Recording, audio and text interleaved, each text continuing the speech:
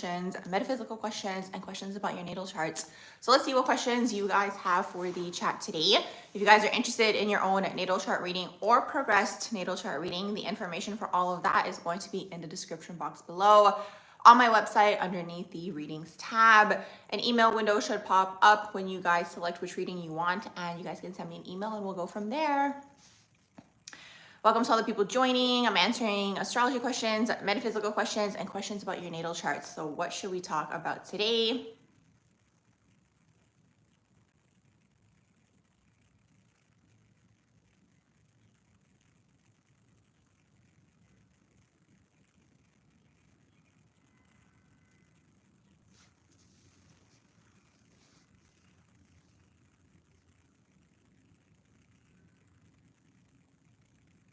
Welcome to all the people joining. I'm answering astrology questions, metaphysical questions, and questions about your natal charts.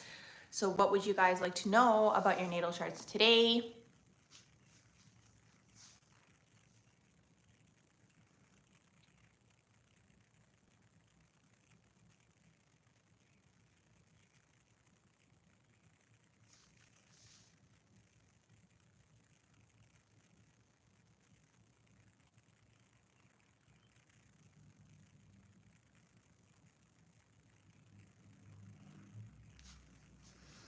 Welcome to all the people joining. I'm answering astrology questions, metaphysical questions, and questions about your natal charts. So if you guys have any questions, feel free to comment below.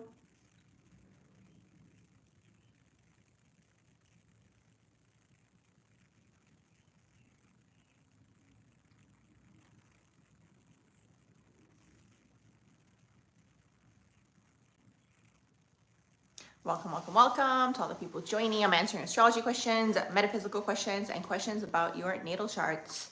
So let me know what kind of things you guys would like to know about today. Feel free to comment below in the chat.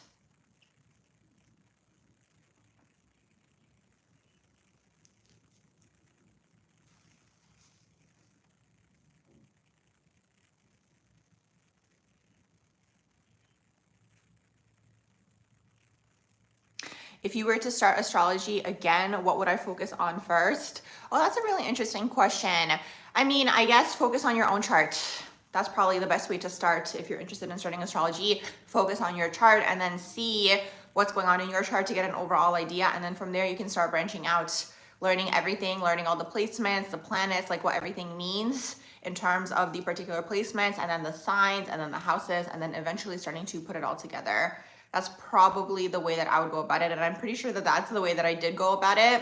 Also, like, you know, it's good to look at other people's charts. So you can look at public figures' charts or your friends, your family members, and see what's going on with everybody's natal charts if you're just starting out. Welcome to all the people joining. I'm answering astrology questions, metaphysical questions, questions about your natal charts. So if you guys have any questions, feel free to comment below. What should we talk about today?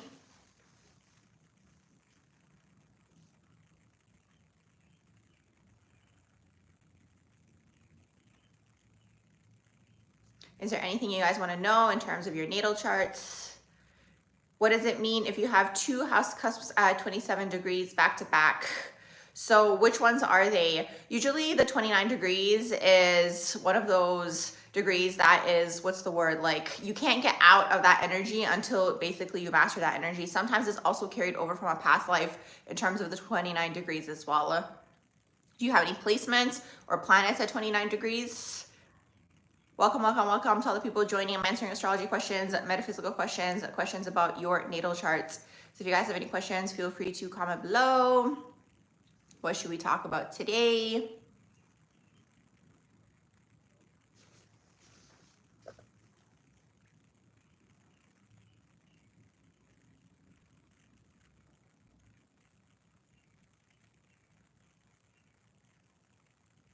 So you have Neptune at 29 degrees. Can you tell me what sign is it in? And tell me also what house is it in?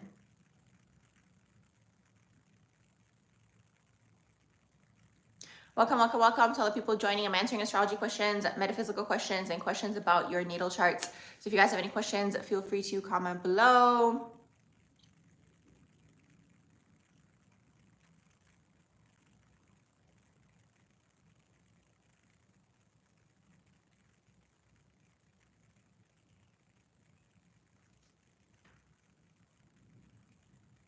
Okay, Capricorn and the 5th house. Okay, so you have Neptune and Capricorn in the 5th house at 29 degrees. Okay, so one thing actually that psychically came through was probably if you have any sort of psychic gifts and abilities that's actually carried over from a past life, it could be this. Now, Neptune and Capricorn is a generational planet, so the house is always going to affect you more. Usually with 29 degrees, hey, how are you guys doing? I'm answering astrology questions, metaphysical questions, and questions about your natal charts. If you guys have questions, feel free to comment below. I'm just going in order.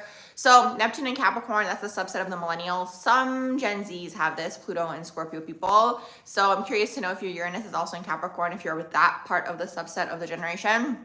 But the 5th house in here, so you don't see relationships clearly, you don't see dating clearly, you know, this area gets blurred for you, okay? Or you might have high expectations, or you might be seeking like an idealized type of relationship or partner. So that's Neptune in the 5th house. These people do have the tendency to maybe fall into limerence or like watch like readings all the time about a partner that they're kind of like stuck on because you're kind of connecting to that person's higher self. Now it's at 29 degrees, right? So you don't get out of the energy until you master it. So you're mastering this area. You're mastering basically not going too much into your crown in terms of like your relationships. That's how the 29 degree energy works, okay? Because it's 29 degrees, it is probably from a previous lifetime. If you don't believe in previous lifetimes, you can kind of just look at it as something from this lifetime.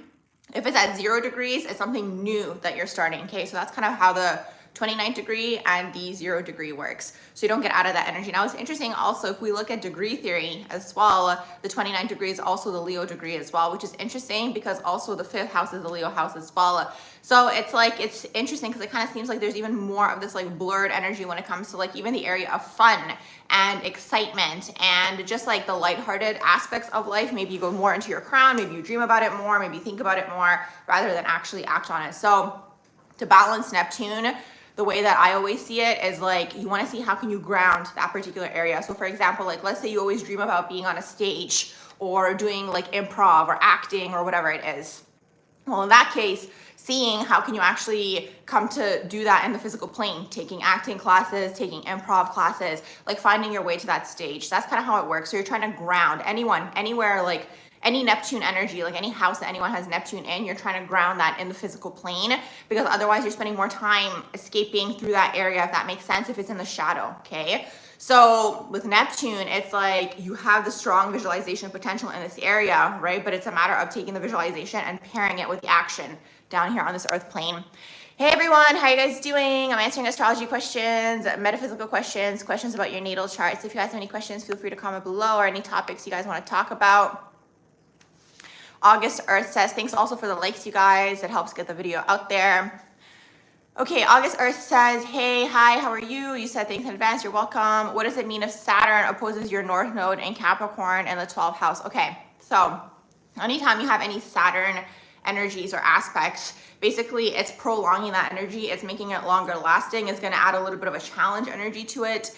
It could also be like the father figure or the dominant masculine role in your life or your authority figure in your life, your teachers, your managers are also kind of bringing through a challenge in that area, if that makes sense as well. So for you, your life purpose is in Capricorn, right? And it's in the 12th house. So it's probably something to do with you building something. Maybe it's, let's say, like a spiritual business, or it could be something to do with like, again, connecting a lot of people or like healing people in one way, shape or form. Keep in mind though, like in terms of like healing, it doesn't necessarily just have to be like the healing world. Like it can just be like, let's say you've overcome financial struggles because it's Capricorn. Maybe now you're helping people with their finances, right? Like that's helping people heal their financial area, right? So it's something like this, North Node in Capricorn in the 12th house. Your South Node would have been in Cancer in the 6th house. So it could have been maybe more of like a feminine lifetime, or like maybe you developed a lot of like, let's say healing modalities in that lifetime, but maybe you spent more time in your home, for example, right? That's that access of home and public life, that Capricorn Cancer access, okay? So the Saturn now opposing this is also probably conjuncting your South Node, right? So it's like any sort of karmas that you have coming through, right, are from your past life. And if you have any tendencies, let's say to fall into issues maybe with authority or people in positions of authority, that's all clearance from a past life because it's your South Node, okay? So you're meant to overcome that. You can kind of look at it that way. Like the Saturn energy is adding a challenge, is adding a restriction to your North Node, okay? Originally I read it as conjuncting, but you're saying it's opposing. So it's conjuncting your South Node, okay? And then your north node is your life purpose. So that's pretty much that. Now, another thing also, so you have Saturn. Okay, well, if it's opposing, let me know if it's in Cancer and it's in the 6th house. I'm curious to know. Hey everyone, welcome. How are you guys doing? I'm answering astrology questions, metaphysical questions, and questions about your natal charts. So if you guys have any questions, feel free to comment below. I'm just going in order, so I will get to everyone.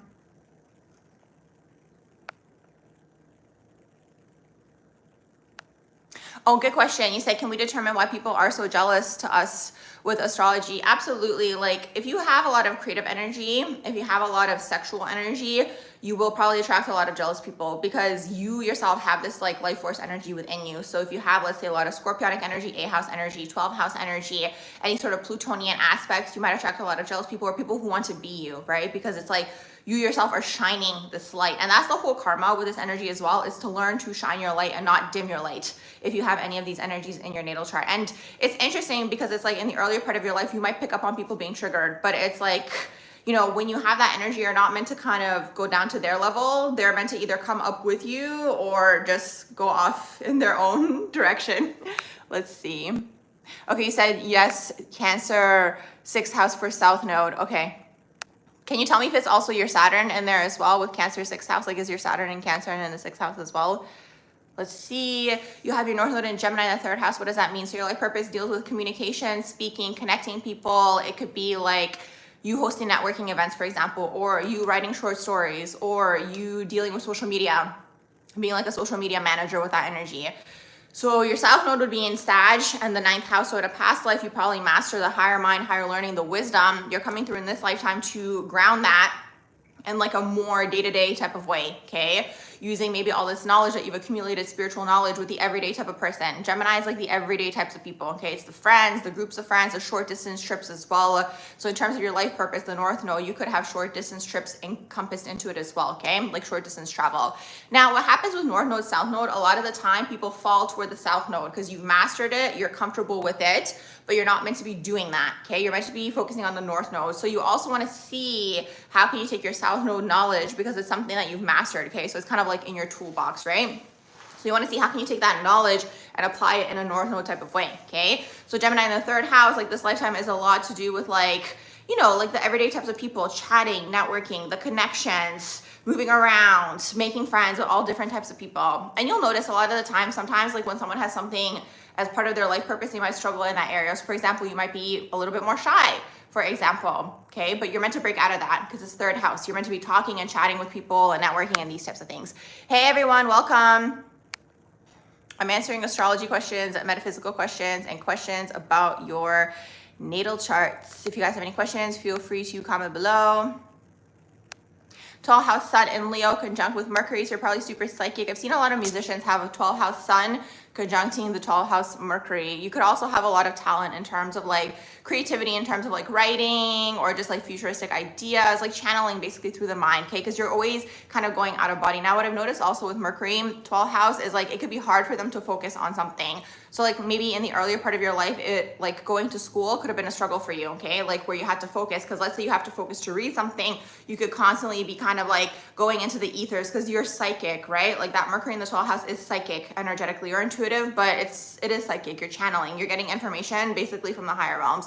So it's a matter of honing into that. So it depends on the combinations of the rest of your natal chart, but these people are always going to be interested in something to do with like either writing or maybe even astrology, or it could even be anything to do with the psychic realms or like music, all these types of things.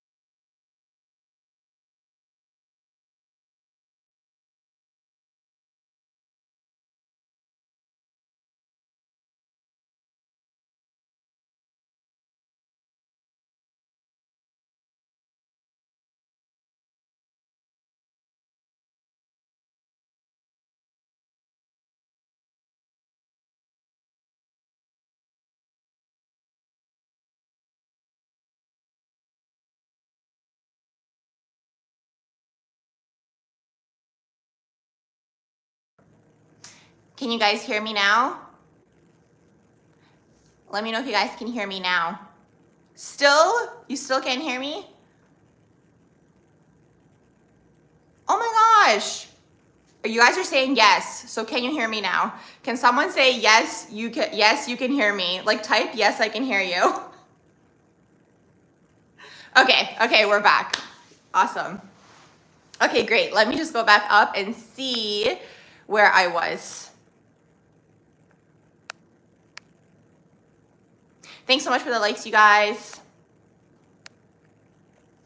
Mars at 29 degrees in the third house. Okay, Mars in Cancer at 29 degrees in the third house. So similarly enough, with that 29th degree, you don't get out of the energy until you master it. Okay, so that's how that 29 degrees works. That's what I was saying probably while I was muted. I was basically saying like a lot of the time, the 29 degrees, first of all, you don't get out of the energy until you master it. It could be something that you have carried over from a past life, also energetically. And a lot of the time I find the energy goes into the shadow, okay, until you master it. So you want to look at the shadow of that sign. So Mars in Cancer is a very interesting energy, okay, because Mars quote unquote falls here. But the thing is like, it is what it is. Do you know what I mean? People hear that it falls and then they're like, oh my gosh, what am I going to do? So you just want to learn how to work with the energy, okay? Because Mars in Cancer can be very aggressive as well, because it's like they bottle up a lot of emotions and then they explode. And a lot of the time when they explode, it's like tears also, okay? So that could be something that you might have to regulate within yourself also. Mars in Cancer can also be lethargic. So you might be regulating that energy within yourself as well. Just aggression overall. I find Mars in Cancer can also be like a mama bear type of energy. Like, you know how like, you know, the mama animals out there in the wild, like if you come close to their babies, like they're ready to pounce. So it can be like a positive, right? In this way as well, where it's like, you know, they really care for their loved ones. They want to protect their loved ones. So it could be this as well, but it's like, if it's not in that direction, it could be very explosive. It could be very passive aggressive. So these could be all things that you have to integrate within the self. Now, the biggest struggle I would say for Mars in Cancer is the lethargic aspect of things, going more into the feminine energy when it comes to like your goals and your ambitions. So like more of like, oh, I'll do it tomorrow. I don't feel like it today. The vibe feels off today. I'll get to it, you know? So if you're in that vibe, you want to look at Mars in Capricorn and then learn how to work in terms of like Mars and Capricorn energies, right? So when you have a certain energy in your chart, if you're basically going in the oppositional energy, so like Mars in Cancer wants to chill, that's your natural state, right? But we're on an earth plane, okay? So because we're on an earth plane, you have to learn the rules down here in the game, right? So it's like the game down here is, let's say like Capricorn, Virgo, and Taurus in its own way. So Capricorn in terms of like time and effort and putting in time and effort towards your goals. We have Taurus in terms of money and building and getting the material things. And then we have Virgo in terms of like the practice makes perfect, the routine and these types of things. So if you have any of these energies, right, that are kind of oppositional to the Earth's energy, you are going to find yourself struggling down here, right? Because it's like Cancer wants to chill, but it's like Capricorn is what thrives. So it's like you'll see that if you're fighting against your own internal energy, you might be tired, right? But I mean, it is what it is at the end of the day. If you have a goal in mind, like the people who succeed in this world are the people who are persistent is really what that is. It has nothing to do with anything else. It's the people who just like have the eyes on the prize and they're like, I'm gonna do no matter what to get to my goal. Obviously, as long as it's like, you know, like positive and like you're not throwing people under the bus and that kind of stuff. You know what I mean?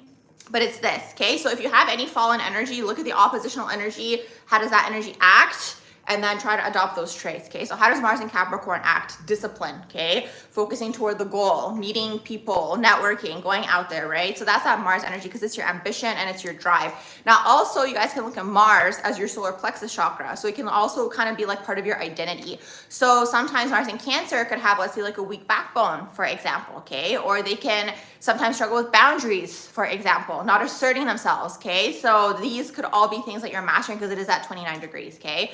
Third house is communication, the written or the spoken word. That's what's going to be motivational for you. And also, once again, because it's at 29 degrees, you're mastering that as well.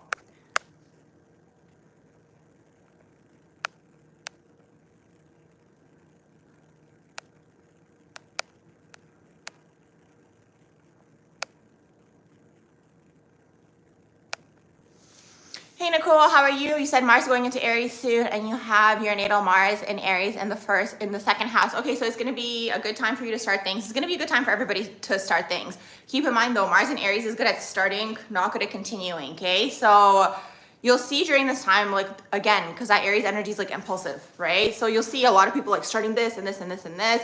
A lot of the time toward the end of like the Mars and the Aries era, right? For anybody, even if it's in your natal chart and you're going into the progression, you would have found the thing that you started and then you're building when Mars goes into Taurus. Okay, so that's kind of how you guys can play with the energy. So like, let's say you're looking for what you want to start. Maybe you'll start a few things during this time, okay? And then eventually when it progresses, that's when you're going to be building, okay? So that's kind of how the energy works. Aries starts, Taurus builds, okay, is what that is. And then eventually, let's say it's a business, right? Let's say you started a business and you're building your business, then you go into Gemini. Gemini is going to now go network and get the clients and meet the people and so on and so forth. Advertise, marketing, right? That's Gemini energy.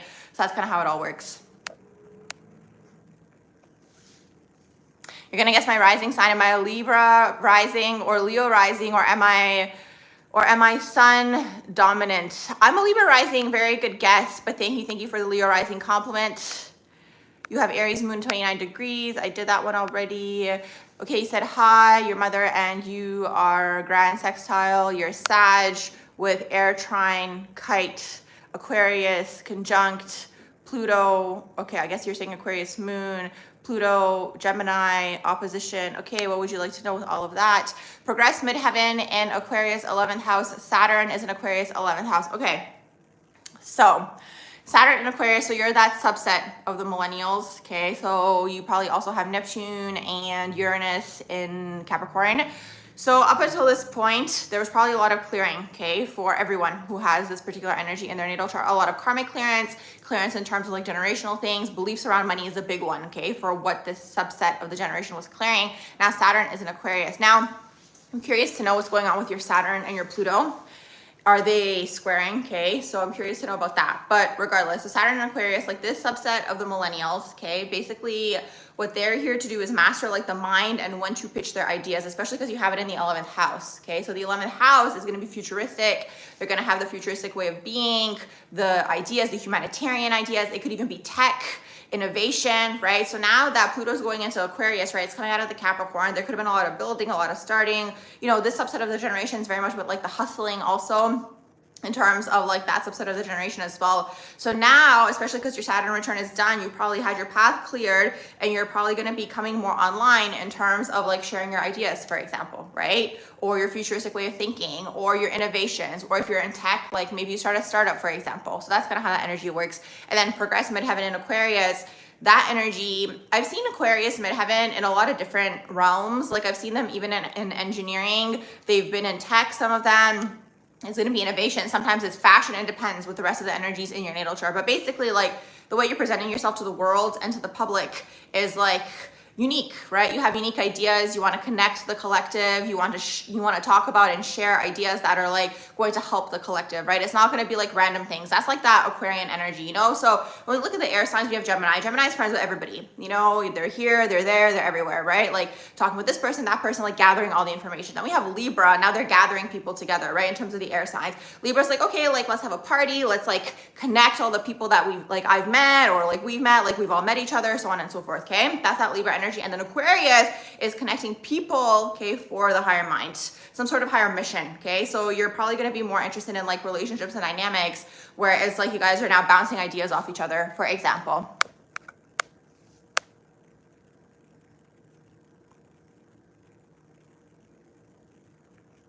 Hey everyone, welcome. So glad to have you here. I am going in order of the questions, so I will get to everyone. I just saw a question here. You said, Barbara, do you mind explaining again how fame is a soul trap? Any thoughts on H. Wood, Walk of Fame? You feel like there's an esoteric meaning behind it too? Yeah, well, if you look at the Walk of Fame, right, it's on the ground, okay? So a lot of things on this earth are like a mockery, okay? So for lack of a better term, like look at it this way, right? They prop people up to be stars, and then when you're a star, they put your star on the ground where everybody walks, right? Like everyone steps on it.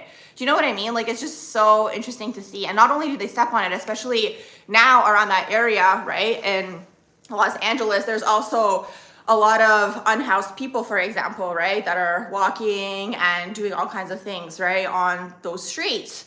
So it's really interesting to see, like, I find it ironic, right? Because it's like you're propped up to be a star, but then your star is on the ground where everyone's walking. Do you know what I mean? Or like, Some people are doing other things on the streets. I'm trying to talk in code here, so you guys are gonna have to read between the lines.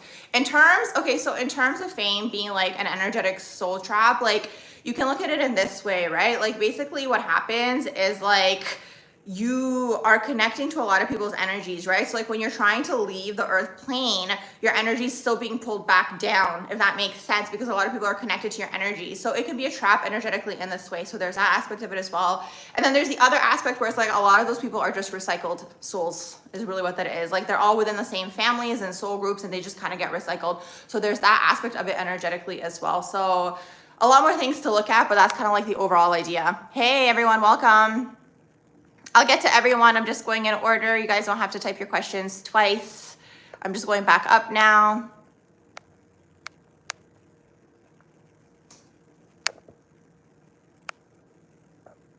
You said you don't think you have any Scorpio energy, but you're Capricorn stellium in the 11th house. So you can see what house do you have Scorpio in, okay? So everyone has an energy in a house, like in terms of the signs, you're all gonna have Scorpio somewhere, right? So even if you don't have placements in Scorpio, you'll have Scorpio either in the first house, in the second house. If it's intercepted, maybe it'll be intercepted in one of the houses. All of these things mean something. So you can double check and see. Hey Jody, how are you doing? I love your username. Natal Chiron conjunct Mars in Aries, 7th house, conjunct transiting Chiron, Mercury, Mars, and North Node. What would you like to know about that? Moon conjunct, I also don't do any predictive types of readings. Moon conjunct Uranus and Pisces in the 3rd house. So Moon conjunct Uranus. So that could bring through like an abrupt emotional nature when you have Moon conjunct Uranus, okay? Moon and Pisces conjuncting your Uranus and Pisces, like you could also be very unique. It could also bring through like a detached emotional nature as well. Like it kind of adds this like undertone of like Aquarian energy, okay, to your emotional nature. So like Pisces, for example, Moon in Pisces maybe is going to be seeking like connections with people that are deeper or like more emotional or more spiritual, but then you'll still have this attached nature to you. Do you know what I mean? Because Uranus is in there, okay? But it could also, like in the lower versions, this energy can be very abrupt. Do you know what I mean? Like it can like randomly just like cut someone off, for example, and like go off and like travel, for example, right? Like let's say you're dating someone and it's like, okay, I'm done with this. I want my own freedom and my own individuality. So it can have like an abrupt nature to it as well. But overall, like I guess you can say in the higher version, it's like more detached, kind of like letting other people do their own thing. You want your own space and your own freedom.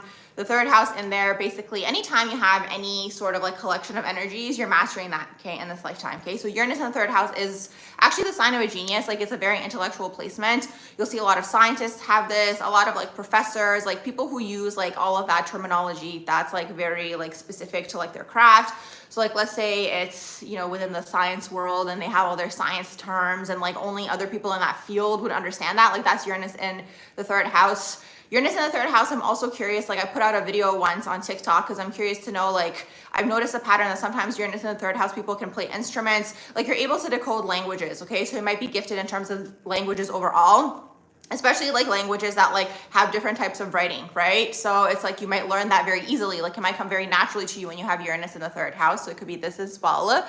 And what else? Coding.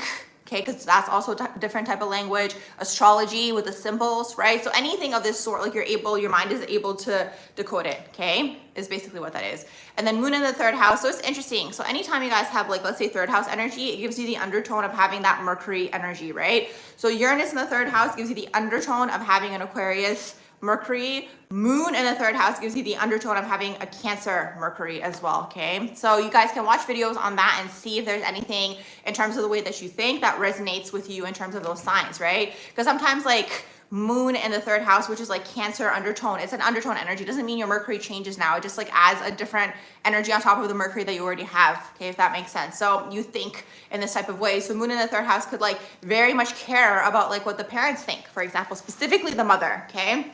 Like these types of people could maybe like spend a lot of time at home or not wanting to part away from the family, or like let's say you're in a relationship now and like you're meant to kind of like move on with your life and be an adult. Well, maybe instead of asking your partner their opinion, then you go to your family, right? First. It could be things like this, okay, with that energy. How are you guys?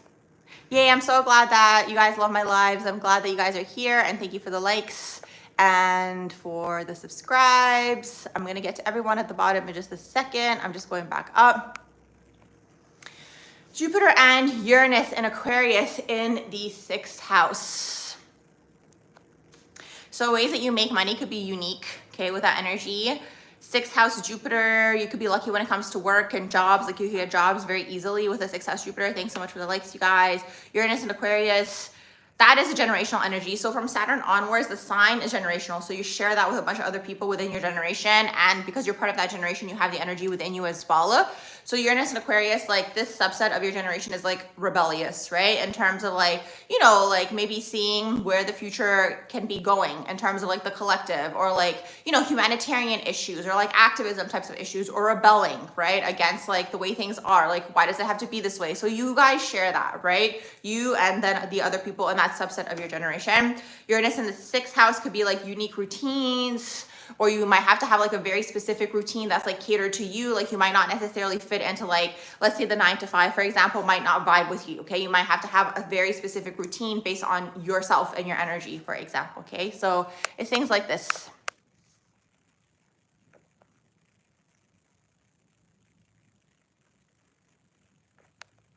You're welcome. Welcome, Max. Thank you. You said, what does it mean to have 6 retrogrades in your natal chart? You're welcome.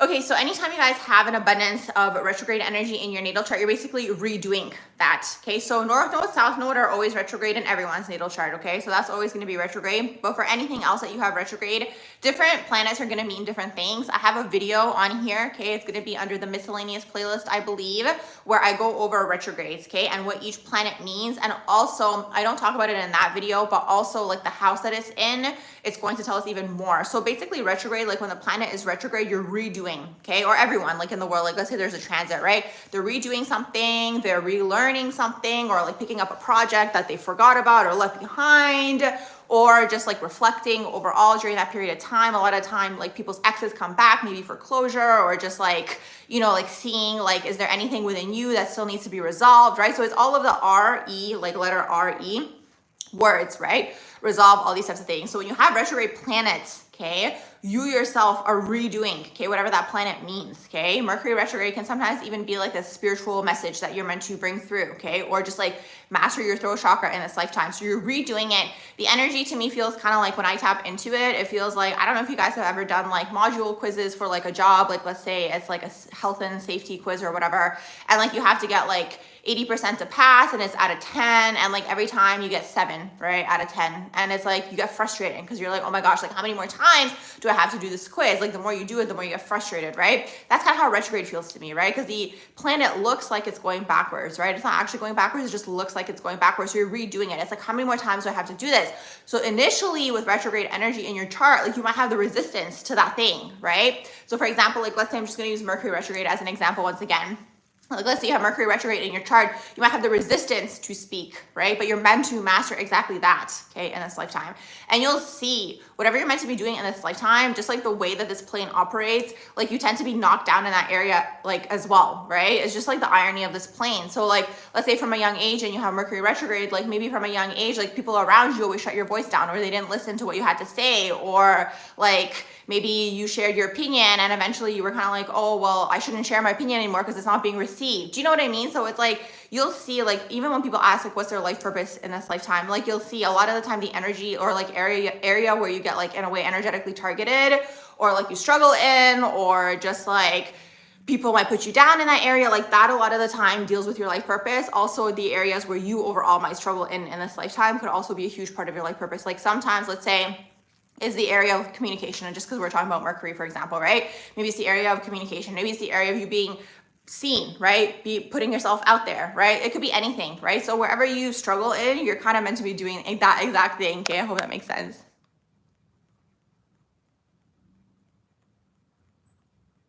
Yes, I could definitely do a video for you.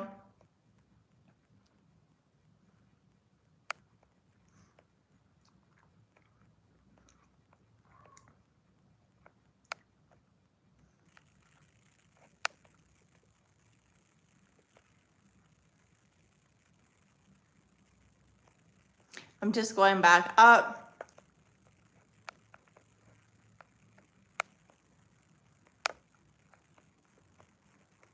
Thank you for the likes, you guys.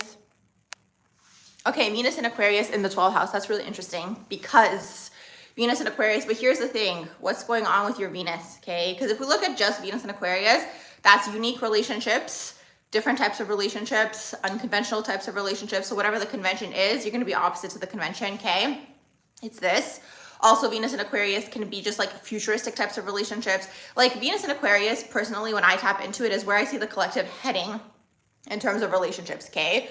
So in terms of relationships, I see it going in a direction where it's like everyone is their own person. It's healthily like detached, right? It isn't overly codependent. Like right now, a lot of relationships are very enmeshed, very codependent, okay? Because there's been a lot of dependencies between everybody up until this point, right? So in the future, okay, where we're heading, that's kind of how I feel into Venus and Aquarius. Like it's a healthy dynamic, right? Like both people get to do their own thing. There isn't jealousy involved. Like maybe if you yourself want to go on your own trip, you do your own trip, but your partner's still there, like whatever it is, right? So that's kind of how I feel into Venus and Aquarius. Like I see it where the collective is heading. Now that being said, when it comes to relationships and you're ahead of your time, right? With that Venus and Aquarius energy, now you have it in your 12th house, which is like past life enemies, okay? Coming through as lovers, as friends. So that could be something that you might have to watch out for. Okay, I'm not putting fear out there, just like, you know, the energy is like a lot of karma that you're clearing through your relationships when you have Venus in the 12th. Also, you don't see your relationships clearly. And it's like when you have Venus in the 12th, you could also idealize your relationships as well. So you could be single for extended periods of time. So because you have Venus in Aquarius, you could be seeking like a very specific type of relationship that has freedom, like the type of trust, right? To be able to be yourself, like you're not overly enmeshed with the other person, right? But because it's in the 12th, like maybe let's say you don't meet that person, or like you're always kind of like hoping that you will meet that person. So it's like Venus in the 12th can be a struggle because it's like sometimes these people can be dating someone but still feel like their ideal type of partner is still out there somewhere, right? So these people sometimes can be single, okay, for extended periods of time, or they can be in relationships but still feel like this still isn't their person. Do you know what I mean? Because it's like the 12th house adds this like idealism to it, okay? But also you can go into like the shadow of just like energy vampires in terms of any relationship. It can be romantic, it can be friends, these types of things. So you're clearing karma when it comes to relationships because you don't see that area clearly, and it's the 12th house. You guys can also look at the 12th house as like you're completing this in this lifetime, okay? Once again, okay? So that's kind of how I see 12th house. It's interesting, like retrograde and 12th house is similar, but then it's not, right? Because retrograde is like you've done it so many times, you're like over it, you don't want to do it, right? 12th house is karmic, like you've accumulated karma in this area, right? Because maybe there's something you didn't see clearly, maybe there's something that like in a past life, you know, like you haven't quote unquote energetically mastered, I guess you can say. So you're coming through to master exactly that. Venus is your relationships, basically. Hey everyone, welcome. How are you guys? I'm answering astrology questions, metaphysical questions, questions about your natal chart. So feel free to comment below. I'm just going in order. I'm going back up, but I'll get to everyone at the bottom in just a second.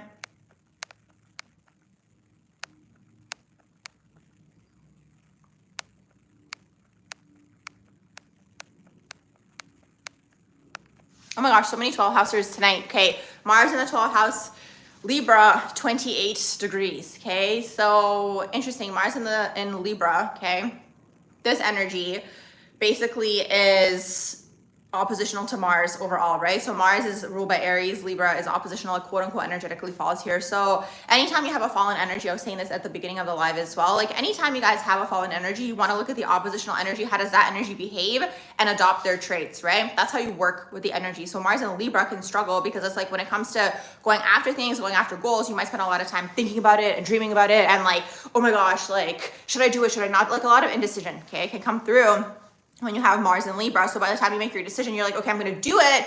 The moment has passed, right? The ship has sailed. Now Mars and Libra, in terms of your relationships, you could be more in like the people pleasing energy. Yes, this is definitely something that can take place as well for Mars and Libra.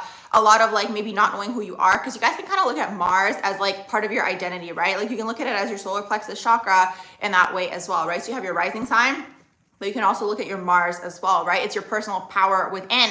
So it's like Mars is Aries, Mars wants to go. When it's in Libra, it's like, well, let me see what this person thinks, or let me see what my family thinks, or let me see what my partner thinks, or my friend thinks, like so on and so forth, right? So Mars and Libra can really care about other people's opinions, and you can struggle then with your intuition versus your ego, right? Like a lot of the time that Libra energy, I find if it goes into indecision, or any energy when it's indecisive, it's going between ego, right? When I say ego, it's like maybe something that is expected of you, or like you think society wants of you, or again, any loved person in your life, right? Like family member or loved one, like maybe they have an expectation of you, right? or again, like maybe it could be like even a friend, right? Because Libra can also like have the fear of being alone, right? Because they always have to be in a unit with another person, you know? So there could be this codependency energy taking place where it's like, when it comes to your goals, for example, like maybe you don't want to take a job opportunity because you don't want to, let's say, leave your friends behind, for example, right? And then like that affects then the next phase in your life, right? That's kind of how the energy works. So you want to look at Aries. How does Aries work? Like Aries goes after things. They jump on things before they're ready, right? So that's something that can take place. And also when it comes to conflict, there could be a lot of bottling up energy for Mars in Libra, okay? A lot of repression of energy, they can also go into passive aggressive energy as well because they repress. And then eventually it all comes to the surface over like the smallest thing, okay? So that's Mars in Libra. And then Mars in the 12th house. Here's the thing, like 12th house energy is a blurred energy, right?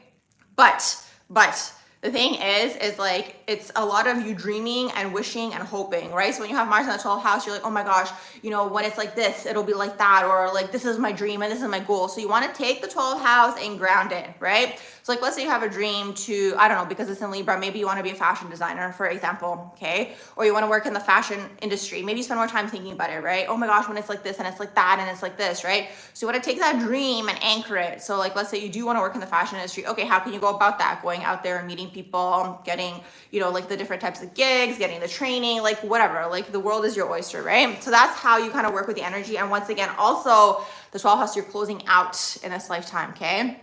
So Mars in the 12th house, you're closing out this aspect of yourself, right? Like learning how to go after things, especially because it's in Libra. It's going to be a lot of like you learning how to go after your goals, right? Jumping at the opportunities, seeing them, right? For what they are when they're there, right? Instead of like, oh, shouldn't I? Let me consult this person. Let me consult that person. Okay. So that's kind of how the energy works. There's somebody else in the chat also who asked about Mars in Libra. So I think it was Mars in the 12th house. So that energy is also going to apply to you. You said, is it considered mixed media when you're staining your deck and listening to a discussion about metaphysics? What do you mean?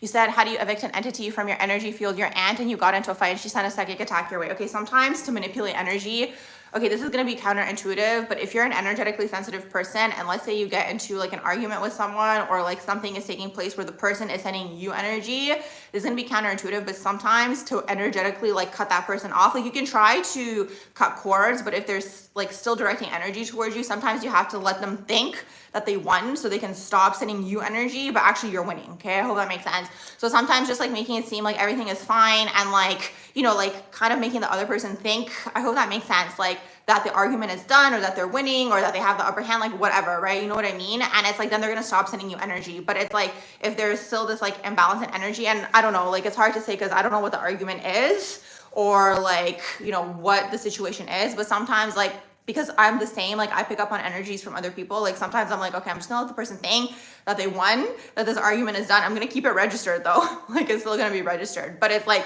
letting them think so they can stop sending you energy because they're gonna be pulling at you, right? Like anytime there's any sort of like conflict or anything of that sort, like it's the friction energy, right? So it has to be neutralized in one way, shape or form. If you can't do that, then maybe writing it out, writing it on a piece of paper, and just like you stop sending the energy to it, right? Because the thing is, we're all telepathic, right? So it's like sometimes one person starts the energetic train of thought and then you pick up on it and you're thinking about it and then you're sending them energy and then they're like, and it turns into this bigger and bigger ball, okay? Energetically, like that's the only way that I can explain it. So if you're not able to kind of get into that phase, like where you make them think that they've won or whatever, right?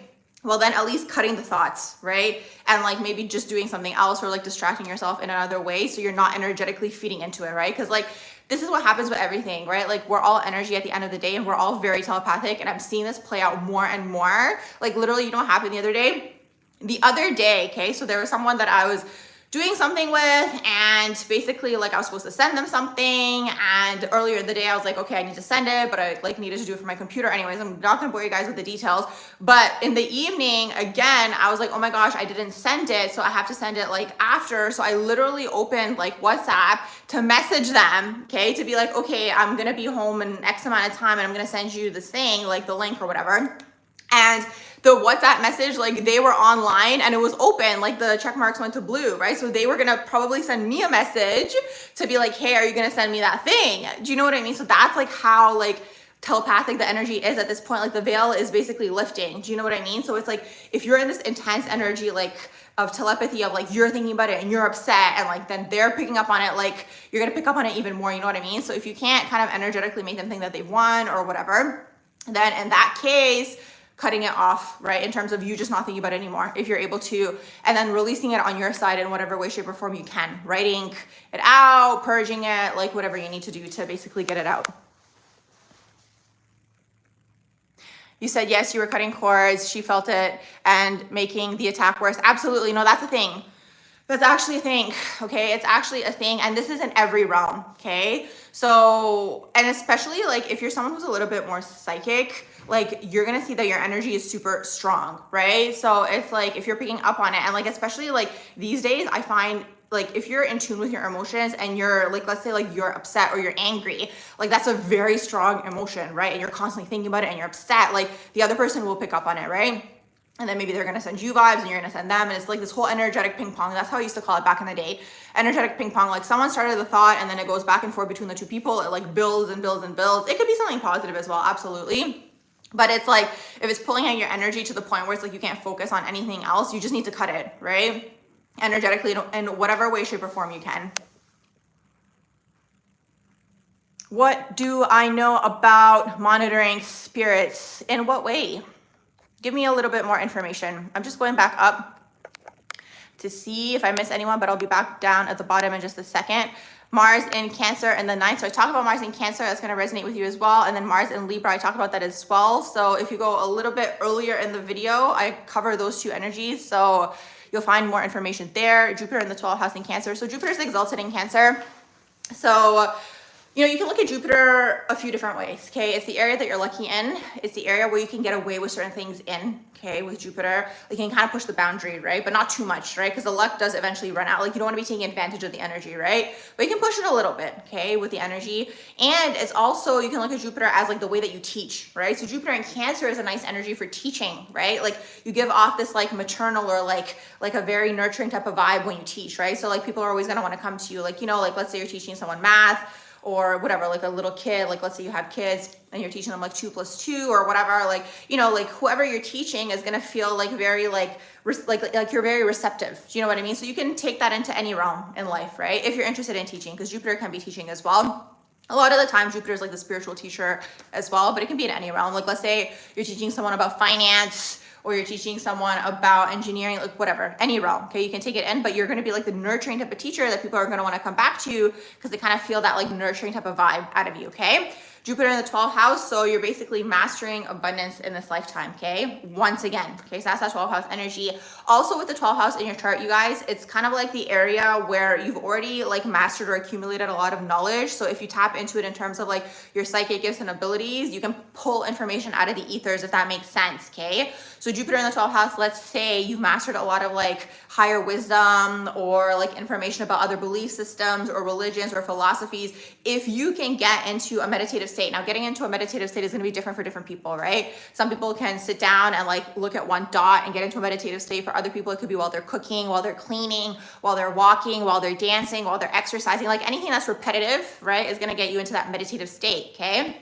So when you get into your meditative state, right, now you can start to pull information because you're more relaxed, right? You can pull information. So when it's Jupiter, you're going to pull information out of the ethers in terms of, let's say, philosophies or belief systems, right? Mars, maybe it's going to be information about like Mars in the 12th house. Let's say it's information about how you're going to go about getting your goals, right? Like you're pulling it out of the ethers, right? So to elevate your vibration in this way, you have to get yourself into that state, right? In terms of meditation is really, really what that is. Yay, I'm glad that it resonated. Thank you. You guys are so nice in the chat. Capricorn rising with Neptune in the 1st. Husband is Cancer rising with Neptune in the 7th. Is it karmic? I think everything is karmic, so it's really hard to say. I'd have to look at both of the charts and see what's going on with both people. How to protect... So what do they do? What are they? How do you protect yourself from them? From monitoring spirits? I don't know what monitoring spirits are. Like, is that a term? Or it's like you're talking about monitoring spirits? Or are you just wondering in general how to protect yourself from spirits? I'm curious to know. Let me know a little bit more information. What's my perception of South Node synastry? in 7th house Scorpio, oh, that's definitely intense, okay? So South Node, Synastry, anytime you guys have South Node, past life, right? Now that it's in Scorpio and it's in the 7th house, it's like a relationship that could be tumultuous. It could be intense. Like, here's the thing, Scorpio and any Synastry placements or Plutonian relationships, you know, it depends where the people are at, right? Because if they're underdeveloped, it's going to bring a lot of things to the surface, right? A lot of jealousy, a lot of possessiveness, like all the shadow traits, right? Like everything that is like chilling at the bottom comes to the surface in Plutonian types of relationships, possessiveness, like obsession, like all these types of things, right? So that comes to the surface and is being brought up because you're meant to transmute it, right? That's how the energy works. Now when it's in the divine version, very healing relationship, very much like probably a long-term relationship, like a deep connection, an intimate connection, like you guys really know each other. It could even be like a psychic connection. So it depends where are the two people, what's going on, right? But it's like, it's interesting when you see Plutonian relationships, like what I've noticed with them is like both people are trying to in a way control the other person because they both want to have the other person around. But a lot of the time the control is rooted in abandonment, right? Or fear of abandonment rather, okay? So that's a whole Scorpionic, Plutonian types of dynamics and relationships, okay? So that's what both people are meant to overcome. Once you guys overcome that and transmute the energy within, it can be a beautiful relationship, like deep, intimate in this way. You guys really know each other, psychic connection, but there could be a lot of up and downs. Like it really depends like how evolved the two people are, okay, is really, really what that is. You said it's a term for watcher spirits. It seems like practitioners can send them to monitor, and target, okay. Okay, what you can do is everything honestly comes down to, in terms of like the spiritual realms, nobody can do anything to you if you are in a way energetically and spiritually protected, right? So it's like everything comes down to strengthening your aura and like getting that protection, right? Energetically. So how can you do this? You can do it by eating clean, okay? Eating healthy, not eating junk food, because that also opens up your energetic field. I've noticed anything to do with like addictions, like in any way, as soon as something becomes addictive, okay? So like that repetitive compulsive behavior, like it doesn't have to be the extreme, let's say like alcohol or substance abuse addiction. It could just be like mindlessly constantly scrolling on your phone. It could, let's say be like an addiction of like, let's say constantly checking someone's social media. Okay, it could be that as well. So all these types of things, if you fall into like a repetitive addictive type of pattern, that's an entity, right? That's lowering your vibration, okay? Because it's like, why do you need to do that? You're soothing something, right? So it's like, what are you soothing? You have to get to the bottom of that. So everything comes down to strengthening your aura, especially if like you believe in the divine and the creator, God, like whatever term you want to use. Like if you are in alignment with that, you're protected overall energetically, but you have to not lower your vibration is what that is. And like everything on this earth plane is designed specifically to open people's auras up, okay? Because if you look at it like from a young age, it's like cool to, let's say, like do drugs or drink or whatever. And everyone goes through those phases. Like that's a part of life. Do you know what I mean? But when you get the awareness that like doing these things mindlessly, it's anything, right? Anything that you're doing mindlessly, or you're doing it to like soothe something, or like anything to do with the lower chakra wounds is really, really what that is. It opens you up energetically, and it just is what it is. Everyone experiences this. It's just some people don't notice it. If you're more psychically in tune and inclined, you will pick up on it, okay? So you can do that. And in terms of like, if you feel like someone's sending you this, like you can just put up an energetic block. Like that's just like what I do sometimes. Like I literally put up an energetic block is really what, like you just think it. That's literally like, because everything is telepathic in the higher realm. So no one can really do anything to you. The only way, and a lot of the time you'll see like it's people who are in your inner circle that affect you the most, okay? So you gotta watch out for those people, right? Because that's like when the entities come through, they come through people, okay? So this is why you need to master your wounding, right? So like, let's say you have an abandonment wound, right? Well, let's say someone comes through into your life, they hook into this abandonment wound, and like they can control you with it, right? Like they can trigger it from time to time, pull, you know, like the security away from you, bring it up again. Like I guess these days that would be called love bombing, for example, right? So this is why you need to master your wounds as well, because it will come through people, okay? More so, and a lot of the time it's going to be within your inner circle. I hope that makes sense. I'm glad that resonated.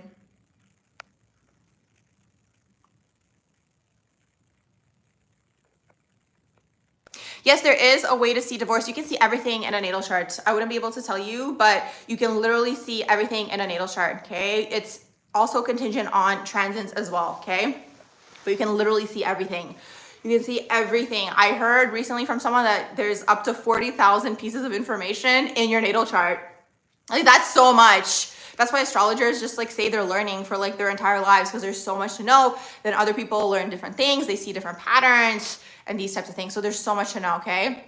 Within your natal charts. Like some people are able to predict so many things, especially like the more experienced astrologers, even in terms of like predictions, right? Like I don't dabble into predictive astrology because I like to believe in free will and I like to believe in like the spontaneity of life, but you'll see everything in there. Like you can literally see everything in a natal chart. I'm just going back up. Oh, this is a good question. How does astrology relate to God? Well, it is the system of this particular matrix. So you guys can think about whether that's good or bad. I'm just going to leave it with that. You have Moon, Sun, Mercury in the 12th house. Moon is opposing Saturn and Pluto, both in the 6th house. What does that mean? So you have Moon, Sun, and Mercury in the 12th house. Oh, that's a lot of 12th house energy. So you're probably super psychic with that energy. Super psychic. Moon is opposing Saturn, so that's like mother and father like weren't on the same page. Sometimes it could be divorce, and then in turn like the relationship of your own internal feminine and masculine energy within is like at a friction energy as well. And then Moon is also opposing Pluto. Moon opposing Pluto gives you like scorpionic undertones, okay, to your Pluto or to your Moon. So it can make you possessive, it can make you manipulative, like you might have to transmute these energies within. Now maybe the mother was like this as well. It could be this, okay? The mother could have been like this as well. So that's the thing. Any sort of Plutonian aspects in your natal chart, you're basically mastering, again, Plutonian types of things and themes, right? It's the undercurrents of energy. It's emotional manipulation, like energetic manipulation. Like it's usually covert though, okay? That's the thing with Pluto. It's usually so hidden, okay? That's the energy with Pluto. Like you might not even know, for example, like, especially when you're younger, right? You might not have noticed that maybe you were being energetically or emotionally manipulated or controlled, but because it's the Moon, it starts off with the mother and then women, right? Or just like feminine energies within your life, okay? So that's kind of what you're mastering in this lifetime, is like getting that eye. That's why Scorpionic or Plutonian people are like, in a way, hypersensitive, right? Because at some point they were deceived, right? So it's like, I posted a video today, actually. It's talking about the connection between cognitive dissonance, trauma, spiritual awakenings, and psychic gifts and abilities, right? So anytime you go through any form of traumatic event, okay, it can be intense or it can be like traumatic in the sense where it's like you were deceived or betrayed, you shoot out of body, right? And now you become hypersensitive in that area. So you're always looking for that thing, right? Because you don't want to experience that feeling again, which can be very draining and very tiring as well. So these could all be things that you're mastering. Yes, I talked about retrogrades in the earlier part of this video. So if you go back a little bit, you'll get more information there. And I have a video specifically on retrogrades going a little bit more in depth for all of the planets. So you'll find that in my miscellaneous playlist. How are you guys doing? I'm just going back up.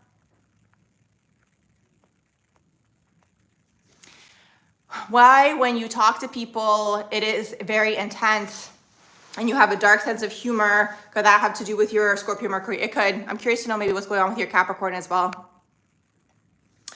Is Juno actually your soulmate? I don't know. I have a video in terms of like your spouse and Juno, but I also heard somebody else saying, and I like this, like another astrologer saying that like Juno is an asteroid and it's not strong enough to determine your spouse. So you can look at your Jupiter, okay? So you can look at your Jupiter as well. The whole reason is Juno and Jupiter is because like Juno and Jupiter were like partners or whatever, right? So that's why they say look at your Jupiter, look at your Juno as well. But I found that interesting, like it being an asteroid that is like not as strong, right? To like confirm something like that. Honestly, in terms of relationships, like marriage, all these types of things, like I find Vedic sidereal astrology to be very good at that, right? It's like very focused on that as well. So I don't do that type of astrology, but if you're interested in learning more about that, like I feel like they have like way more like detailed and intricate systems when it comes to marriage and soulmates and partners and these types of things. 10th house Aries with North Node Mars and a Taurus retrograde, Moon, part of fortune, and midheaven. So you have 10th house Aries, and then your North Node is in Taurus. North Node, South Node are always retrograde, okay? And then you said Moon, part of fortune, and midheaven. Where do you have your Moon, part of fortune, and midheaven? If you retype that, can you type it all again at the bottom when it comes up? Yes.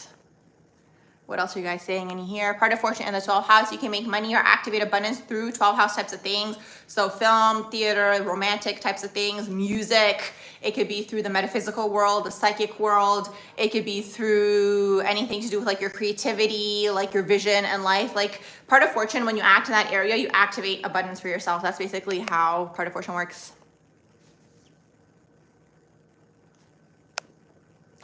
Saturn and Jupiter both retrograde in the 7th house actually show delays. Delays of what? Saturn in the 7th house and it's retrograde. So Saturn retrograde is an absence of a father figure early on in life. Saturn in the 7th could be delayed marriage. I don't know if that's what you were asking or getting towards, but it could be not delayed. Like, here's the thing. I don't think of anything as delayed. Like, I really think of it as divine timing, because it's like certain people have to complete certain things before other parts of their life take place, if that makes sense. So it's like, it's just the order of things that take place. So when you have Saturn in the 7th, you're mastering relationships really in this lifetime. So like sometimes Saturn in the 7th house people, if they get married, like this is one of the divorce indicators, okay?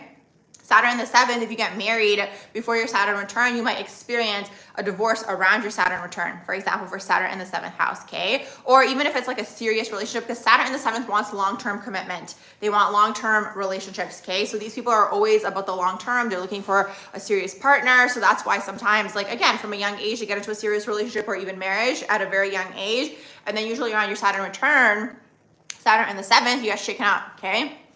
That's also going to apply to Capricorn in the 7th house as well, okay? So Cancer risings.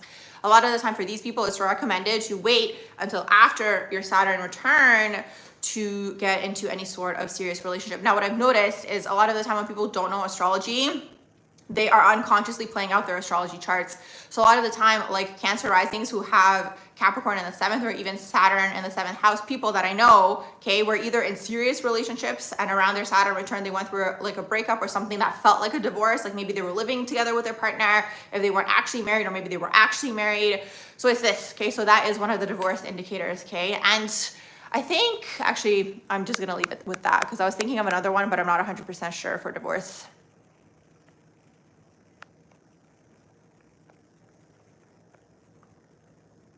Thank you. Oh my gosh, there's so many Moon and Aries people in the house tonight for Cancer ascendant. How can you have a stable job? You keep changing jobs. I have to look at your overall natal chart, but that Moon and Aries, here's the thing. Moon and Aries or Aries anywhere, okay, is, I don't want to say obsessed, but like they love novelty, right? Like they love the newness of things. So maybe you're constantly switching your job because you constantly want new things. So maybe you want to switch your perspective, right? Like have the job be on the side and be doing other new things, right? Maybe new hobbies. It's to satisfy that like new need within yourself. Do you know what I mean? Like that's how you guys can like start to play around with the energy as well when you know yourselves, right? So it's like, let's say the job, you can kind of be like, okay, this is just my income and that's it. And, you know, start new things on the side. Like, okay, start maybe going to the gym and start this type of like, maybe, you know, volleyball practice type of thing or basketball or whatever it is. You know what I mean? Like, because Aries needs to always be starting something new. But the thing is you mature out of that, okay? I will say that, especially like when you look at the progressed chart, you come out of that energy. Eventually you move into Taurus where you're building now, so.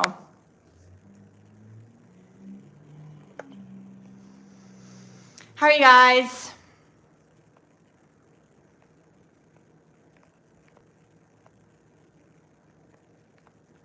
I'm just going back up. Sagittarius moon is like the bachelor or the bachelorette of the zodiac, okay? So these people need freedom in relationships is really, really what that is. It doesn't mean you're always gonna be single. That's something that's like a misconception with this energy. It just means that you need freedom, okay? You need the freedom to kind of like do your own thing. Like you can't be with people who are like energetically suffocating and wanna do something all the time with you, okay? I've seen a lot of Sages like actually get together, like Sag placements, right? Within this person's chart and that person's chart because they both like simultaneously understand the need for freedom. Okay, that the other person has. So there's this. Now, what I've also learned, I've actually seen this with two different types of people. People who have, or like a person had a bunch of Sag energy and the other person, and this was on two separate occasions, the other person had a lot of Aquarius energy in their chart. Basically, like these people, like they love to travel, okay? And like sometimes they go on a trip with their partner and then sometimes they do their own solo trip, right? So I found that to be really, really interesting because it just like plays into the energy of like the freedom, right? And there's also a lot of trust connected to freedom as well, right? So it doesn't mean you're gonna be single forever. It's just like sometimes these people are spending some time to find that person who's going to give them that type of space, okay? You said, have I seen Natalie Portman's chart? Mercury's retrograde. She's a Gemini, but she is not dumb at all. It doesn't mean, no, that it does not mean that you're not going to be intelligent if you have a Mercury retrograde at all. Actually, Mercury retrograde symbolizes like a specific spiritual message that you're here to communicate, okay? So that's Mercury retrograde. Also, you might struggle in this area, but it's like you might just learn differently. Like it depends, okay? What sign is it in? What house is it in? Like what's going on in the overall natal chart. I'm just going back up.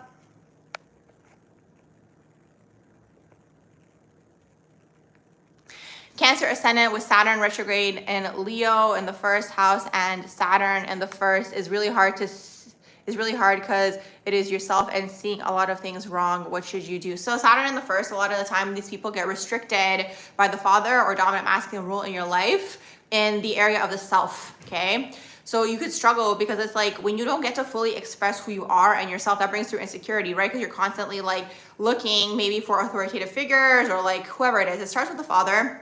For Saturn, if it's not the father, dominant masculine role in your life, and then it perpetuates throughout your life, okay? Where it's like the teachers and the managers, you're constantly looking for these people to validate you, right?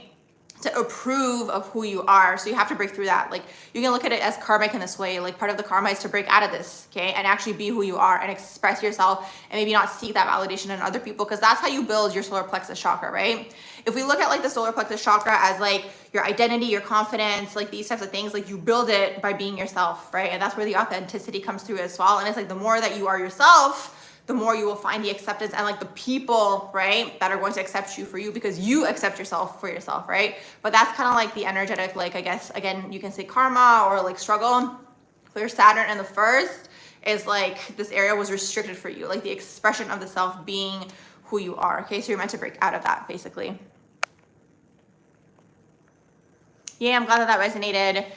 Okay, Kay, and I'm curious if you're still in the room. You said Pluto, Saturn, Mercury, and Moon in the fourth house, Scorpio. Oh my gosh, that's so intense. You said, what does it mean you lost your mother as a young person? So sorry to hear that. Still dealing with so much toxic energy in the family. I'm curious to know, is your overall fourth house occupied by Scorpio? Because that is like, wow, because you have Pluto in the fourth house, which is the undertone of Scorpio moon. So that's that intensity within the home and the toxicity that you mentioned. Moon in Scorpio, which is again, very similar energy. And then also if on top of that, your IC, your fourth house, if it's in Scorpio as well, like that's like the triple whammy, I guess you can say, right? So hard to say what you could do in that particular situation. Do you know what I mean? Because like the energy is there for it to be intense in your home and in your environment. And like what I've noticed sometimes for like Scorpionic energy, like what I've noticed also sometimes for like the fourth house or like even like the moon, it's like you may have grown up in that type of environment. And I've noticed sometimes like Scorpio moons might go off and like want to live on their own, but because it's in your moon sign, this energy might still be lingering around your home. Do you know what I mean? Because it's part of the energetic code. Sometimes there's nothing really that you can do other than just like see how can you break up the energy is really what that is. Like what I mean by that is like, let's say you've moved on, let's say from the family, and like you don't live with them anymore. But maybe because it's still in your moon sign, it's still part of your home. Do you know what I mean? So sometimes when you're in your own home, you might still be experiencing this energy maybe with another person because it's like an energetic, like it's the code. I don't know how else to explain it. Sometimes the astrology energy is like part of your overall code.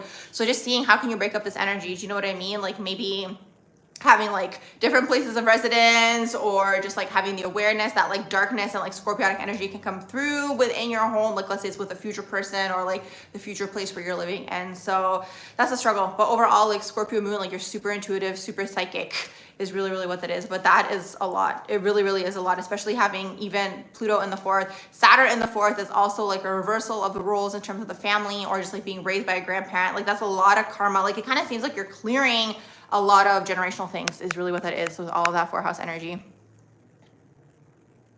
You said, yes, you moved to another country and married a German guy, but the energy is dark. Yeah, see, that's what I noticed, because it's like, it's the fourth house. That's a little bit like, that's also kind of what's frustrating, actually, what I've been thinking about too, because it's like, if you have the Scorpio in the moon, right, it's your home. Do you know what I mean? So around your home, you know, there's always going to be Scorpionic types of influences and energies. Even if you're living on your own, it could be just like a random person that maybe lives near you or something. So it's like, how do you deal with that energy? Do you know what I mean? It's like not paying attention to it, not allowing it to feed into, or like you not feeding into it, or like it not affecting you in like a shadow sense, I guess, is really all that you could do.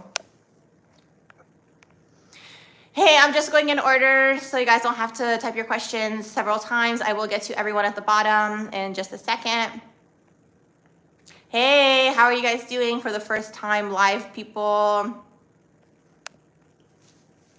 Uranus in Taurus transiting your 8th house. That's like a lot of maybe abrupt things in terms of like your unconscious, subconscious coming to the surface, like things that you don't expect maybe to clear.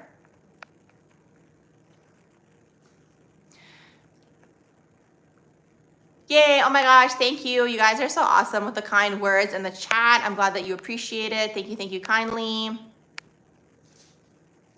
What are my thoughts on Sun in the 8th house at 22 degrees and in Cancer? You also have Mercury, Venus, Vertex, and part of Fortune in there. So you have Sun in the 8th house. Is all of that in the 8th house for you? If so, you're probably going to be super psychic in terms of like mediumship ability, but that's also very dark. Like that's a lot of intensity that's probably taking place in the earlier part of your life. Now, the 22 degrees, you said it's in Cancer, Sun in the 8th house, and it's in Cancer. So the Cancer energy in there is going to make you a little bit more in the feminine energy. Also, the 8th house is going to be very like intense creative potential. So you're going to be a very creative person is really what that is with the 8th house energy in there as well. Mercury in the 8th, super psychic, like always 10 steps ahead, playing chess, not checkers. Venus in the 8th could be possessive. Okay, I will say that much. Vertex in the 8th could be a fated event when it comes to money and finances.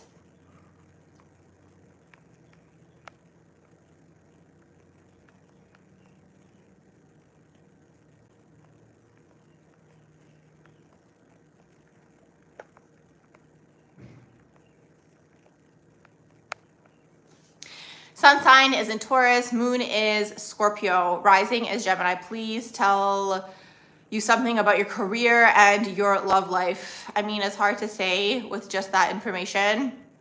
For career, I'd have to look at your whole chart. Even love life, like I'd have to look at your Venus, what's going on with the 7th house. Like there's so much to look at in terms of all that energy. But what I will say, okay, if you have a moon in Scorpio, you're definitely going to need depth, okay, in terms of everything that you do. Okay, that's moon in Scorpio. Like everything that you do, and you also do it at 110%. Okay, so you can't be in anything casual. Even if you think that you can, you can't, okay? When you have moon in Scorpio. So even in terms of jobs, like you're gonna put your full self into that thing, okay? So you're gonna have to make sure that even your relationships or your jobs or your career is something that's fulfilling for you because of that moon in Scorpio.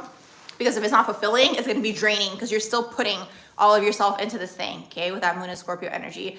Rising, Gemini, you're gonna have to talk, okay? In terms of like, maybe marketing or PR or social media and these types of things. But for career overall, like I look at a combination of energies in your chart. Is there like a certain amount of houses in your natal chart? What's going on with like a lot of the different energies? So it's hard to say, but that's a little bit of information right there.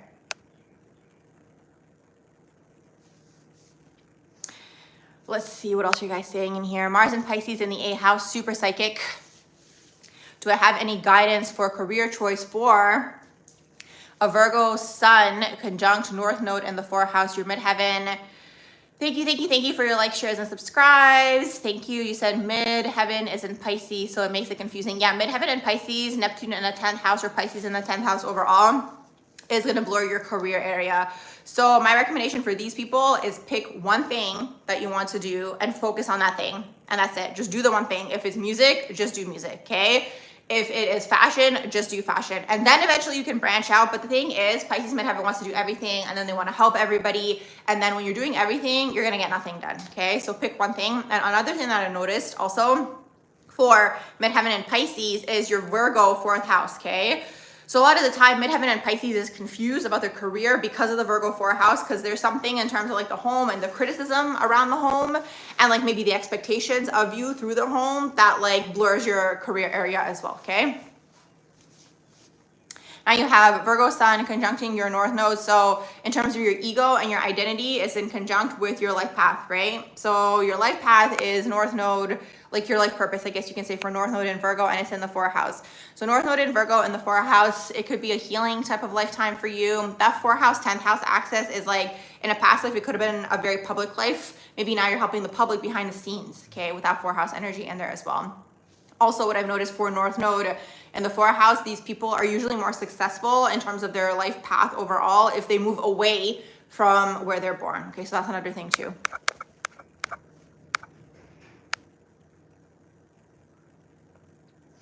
Gemini ascendant, Sun, Venus in Taurus, Mars is in Leo, Moon and Rahu in Virgo. Moon and Rahu in Virgo, Jupiter in Capricorn, Saturn and K2 in Pisces, Mercury in Aries. What's your professional career? Oh my gosh, I'd have to look at your whole natal chart to see. For career, once again, for career, you have to look at everything. There's so much going on in your natal chart. Like just looking at it from just like a few things, because I have to see the houses, I have to see what's going on with like even your Jupiter, even like your midheaven. Like there's so much to look for in terms of seeing career. It's hard to say like with just right off the bat with a little bit of information.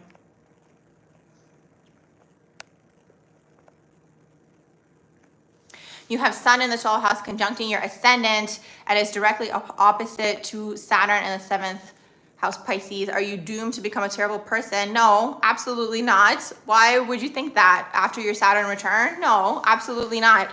You're just mastering relationships. That's what the Saturn in the 7th house is, okay? Everything, so here's the thing. I feel like a lot of the time, like humanity overall in a way feels powerless. Do you know what I mean? Like I think people think that they don't have the power in their hands. Like you guys can use astrology to see maybe where your weaknesses are in life, right? Or in this lifetime, and how can you balance that? Do you know what I mean? So it's like, it's still up to you. Like there's still a certain amount of free will where it's like, you can do what you want with the energy. The energy is there, right? So Saturn in the 7th house has nothing to do with you becoming like a terrible person after your Saturn return. Actually, Saturn in the 7th is you mastering relationships in this lifetime, okay? So you're mastering relationships. So you might go through a lot of up, down, or like breakdowns of relationships until you master that area, okay? Maybe like, let's say like, cause Saturn's really serious. So maybe you take your relationships really seriously, right? But it's like, maybe, you know, part of the thing you're meant to be learning is like, you know, letting it breathe a little bit, you know, or just like letting it grow and develop instead of like jumping right in, you know, for example, in terms of like it being serious right away. I don't know, like it depends on the rest of the energies in your natal chart. So that's all Saturn in the 7th house means, okay? Anywhere you guys have Saturn, the house that it's in, you're mastering that in this lifetime is really what that is, that area you're mastering, okay? So Sun in the 12th house, people usually have karma to clear with like a group of people, okay, is really, really what that is. So that can be manifested through maybe working at a lot of jobs, maybe having a lot of hobbies, maybe going into a lot of different projects, for example, having a lot of different friends, or whatever it is. It can manifest many different ways, but Sun in the 12th, you're clearing karma with a lot of people, I've noticed, okay? Sun in the 12th house people, and it's karmic, okay?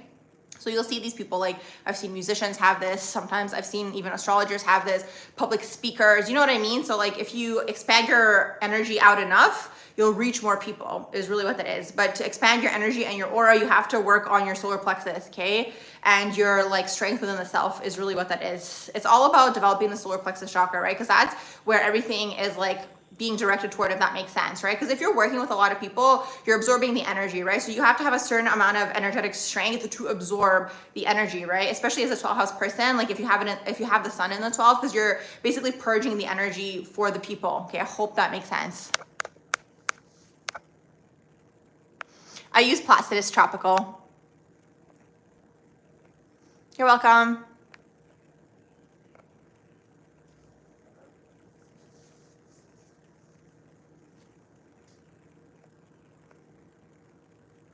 Oh my gosh, so many of you guys are asking about Saturn in the 7th house. So everything that I said is going to resonate with you as well.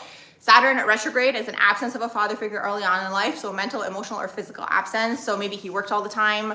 Maybe he was just like emotionally disconnected, like whatever it is, right? So now in turn, you don't have a strong solar plexus, which is interesting. I was just talking about this, okay? So what do I mean by this? You don't have a strong identity. You might not have a strong sense of self. You might not have strong like discipline, like all the masculine energy traits, right? So you might not have discipline. You might not be perseverant or persistent. You might not be like organized, for example. So you might have to work on that energy within, okay, for Saturn retrograde.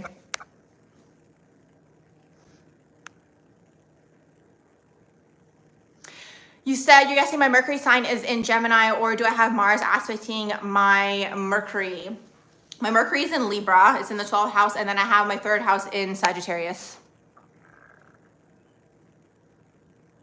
You're welcome.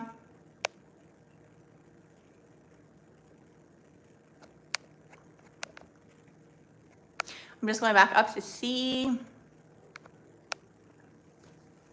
Aquarius Sun, Libra Moon, Leo Rising, Capricorn Venus here, welcome.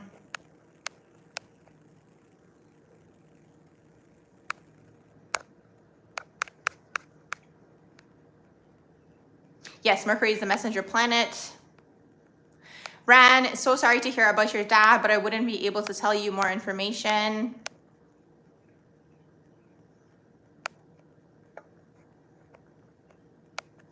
Saturn is in Aries in the 8th house.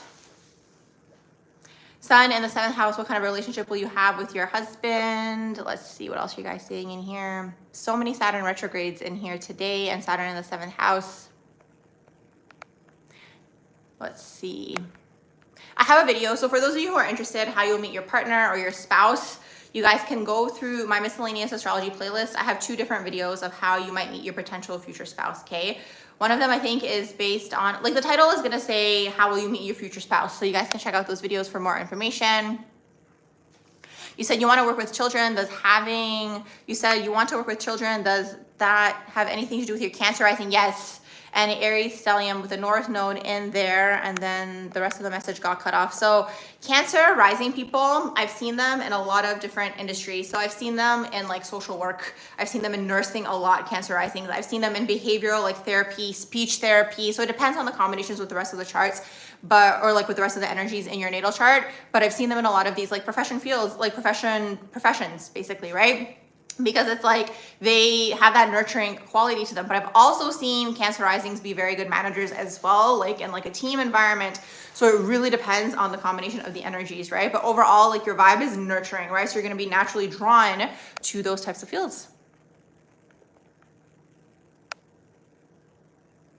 Yay, I'm so glad. Thank you, Kay. And that's awesome. Yes, definitely send me an email. So if you guys want your own reading, natal chart reading, progress natal chart reading, okay, the information for all of that is in the description box below. You guys go on my website under the readings tab, you pick which reading you guys want, an email window should pop up, and then in there it'll say in the title which one of the readings it is, and then send me an email and then we'll go from there, okay?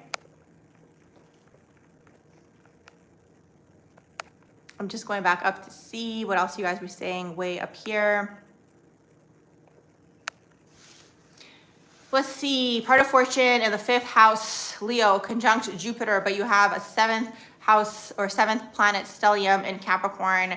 Your fun Leo energy feels totally opposite. Yeah, the Capricorn energy is going to make you a little bit more serious, but you know what? Like I've seen people who are like in the public eye, like in acting, for example, have that combination, right? The whole 5th house energy with Capricorn in there as well, because it makes you hardworking, okay? So Capricorn energy is really good at like hardworking, and they want to be in the higher echelons of society. They want to make their way to the top and so on and so forth. So it's this, okay? When you have a 7th house, oh, that's not a 7th house. I keep reading it as 7th house, but it's 7th planet stellium. No, I don't have any teachings. I used to have courses back in the day, but I pretty much made everything available now on my YouTube channel for you guys. I used to have like a chakra course. Now I have that as like exploring the chakra series here on YouTube. I used to have a business course as well back in the day, but I don't have that anymore either. So no, I'm not teaching anything. Like you guys can watch my YouTube videos on all of the placements, and in a way you guys can look at that as teaching, right? Like if you're interested in learning, just go through all of the videos, like go through all of the Venus placements, all of the Jupiter placements, like you'll learn that way as well.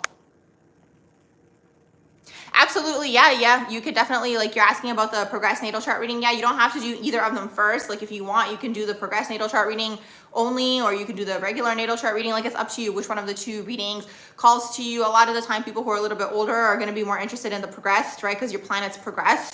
So when I go over your progressed natal chart, I go over the original natal chart, and then I go over the progressed version of the natal chart as well. Okay, so that's how I do my progressed natal chart reading. That's why it's a little bit longer and it's a little bit more expensive, because I go over both of the charts. Okay, the original natal chart is 45 minutes and the progressed version of the chart is 1 hour long. Okay, so you guys can pick, and it's a video reading that I send you. So I'm just talking the entire time. Okay, in the video I'm going over everything, and it's a link that I send you, and you guys can watch it as many times as you like.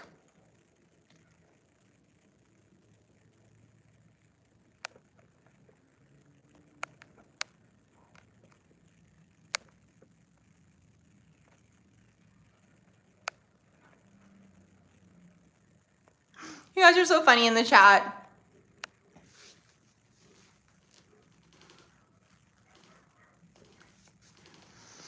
Mars in the 7th house in Scorpio. I love Mars in Scorpio. They're so like strategic in terms of how they go about getting things.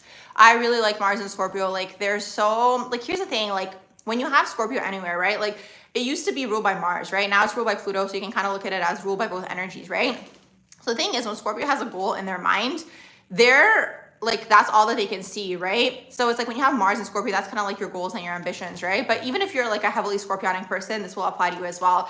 And what I love about the energy is like, even if they like, I don't want to call it a failure because they don't really accept failures, but if they have a goal in mind, like even if they have a setback, let's use that term instead, right? For Mars and Scorpio, like even if there's a setback, they will take the period of time to like give it a break, right? And do something else, but they'll still come back to it. That's what I love about the energy. Do you know what I mean? They'll still come back to the goal, and like their approach is so subtle. It's Scorpionic, and it's like feminine, and it's like behind the scenes, and it's like sometimes it can be intense, right? Especially if it's like just starting, like they can go full force into something, but if they see that it's not going in a certain way, they will leave it, right? But they're not going to forget about it. They will go back to it, okay? So they don't give up. This energy does not give up, okay? Especially if they have a certain like thing decided in their mind, like I want that thing. That's Mars and Scorpio, but you do have it in your 7th house. So for you, double dash, like your relationships could maybe hinder this a little bit. Like there could be some like, you know, like wanting approval of people around you, or like if you overcome that, then it's like full force Mars and Scorpio is really, really what that is.